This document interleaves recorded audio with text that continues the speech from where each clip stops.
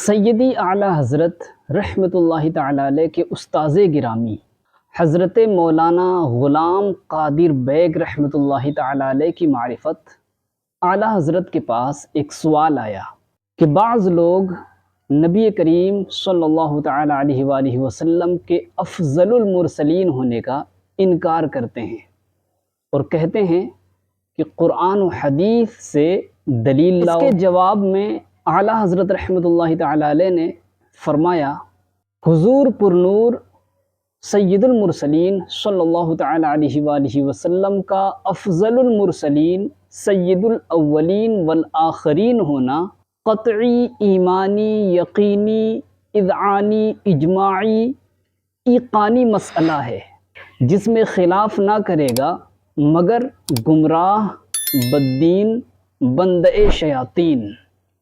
پھر سیدی اعلیٰ حضرت رحمۃ اللہ تعالی علیہ نے اس مسئلے کو 100 احادیث کے ذریعے روشن و واضح فرمایا اور اس تصنیف کا نام تجلی الیقین بأن نبینا سید المرسلین رکھا۔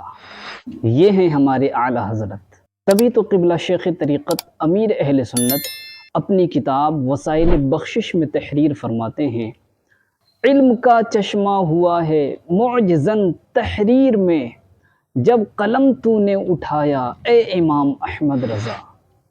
ویڈیو اچھی لگی تو ویڈیو کو شیئر کیجیے اور چینل کو سبسکرائب کر لیجیے۔